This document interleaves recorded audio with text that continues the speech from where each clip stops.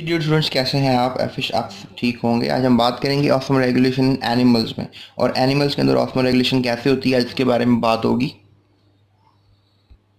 याद रखिएगा, जो एनिमल सेल्स होते हैं इनको कह लें कि बहुत ज़्यादा पानी की रेगुलरिटी की ज़रूरत होती है और सोल्यूट की रेगुलरिटी की ज़रूरत होती है।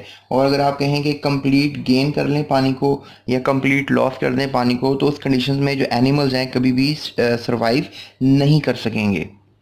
और इसी चीज़ को मद्देनज़र रखते हुए अगर हम एक सेल की तरफ देखें, तो ये हमेशा पानी अपने अंदर एंटर कर रहा होता है या पानी अपने अंदर से बाहर निकाल रहा होता है और होम्योस्टैसिस को फॉलो कर रहा होता है। क्यों?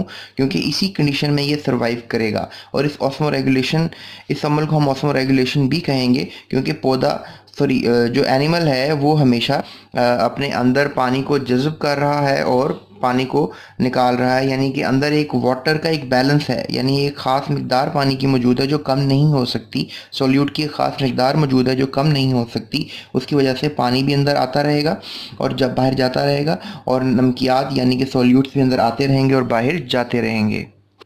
और मैं आपको इस वीडियो लेक्चर में दो अप्रोचेस के बारे में बताऊंगा, उन दो कंडीशंस के बारे में बताऊंगा जिसकी मदद से ये जो एनिमल्स हैं ऐसा कर पाते हैं।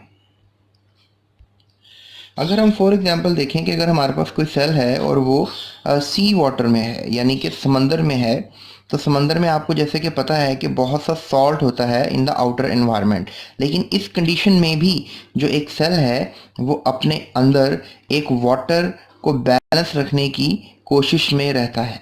यानी कि समंदर के सेल्स हैं, यानी समंदर में जो फिशेज हैं, जो भी जानदार हैं, उनके जो सेल्स हैं वो सेल्स हमेशा वाटर को बैलेंस रखने की कंडीशन में रखते हैं। अपने सॉल्ट एनवायरनमेंट में भी वो पानी को, मैरीन एनवायरनमेंट में पानी को बैलेंस रखने की कोशिश करते हैं।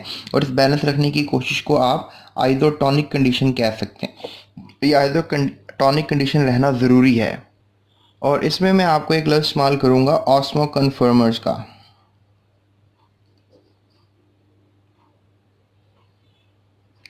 और ऑस्मो कन्फर्मर्स क्या होते हैं? ऑस्मो कन्फर्मर्स ऐसे सेल्स होते हैं, या कह लें ऐसे सेल्स की कंडीशन को कहते हैं कि जब उन्होंने अपने अंदर से कोई एक्टिवली बहुत तेज़ी से वाटर को कम या ज़्यादा नहीं करना होता, और वो जो सेल्स हैं वो अमूमन आइसोटोनिक कंडीशन में रहते हैं। तो इस तरह के सेल्स को हम जो है वो ऑस्मो कन्फर्मर्स कहते हैं। और ये बहुत दफ़ा बोर्ड में पूछे जाने वाला सवाल भी बन जाता है।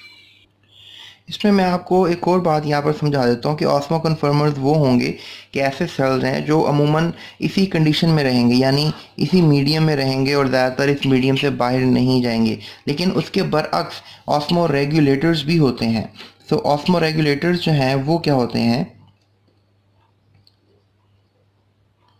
ऑस्मो रेगुलेटर्स स्टूडेंट्स उन जानवरों को आप कह सकते हैं, या उन जानवरों के सेल्स को कह सकते हैं जो अडेप्टेशन अख्तियार करते हैं, जिन्होंने अपने अंदर नमकियात को या पानी को कम ज़्यादा करना होता है। जैसे फॉर एग्जांपल कुछ मछलियां हैं जो फ्रेश वाटर में रहती हैं, और वो फ्रेश वाटर में जो है वो मूव करती हैं।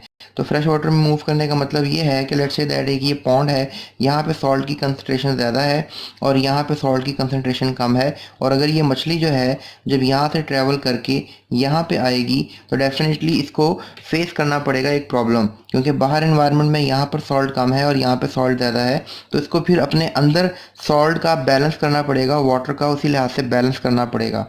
और क्योंकि अगर ये बैलेंस नहीं करेगी तो फिर ये हाइपरटोनिसिटी या हाइपोटोनिसिटी का शिकार हो सकती है। तो इसलिए इसको हम कहेंगे कि ऐसे मछलियाँ या ऐसे जानदार या ऐसे सेल जो अपने अंदर किसी लिहाज से फ्लूइड को और सॉल्ट्स को, सोल्यूट्स को बैलेंस करने की कंडीशन में रहते हैं, उनको हम ऑस्मो रेगुलेटर्स का नाम देते हैं। लिहाजा ऑस्मो रेगुलेटर्स और ऑस्मो कन्फर्मर्स ये अमूमन बोर्ड में पूछे जाने वाला सवाल है।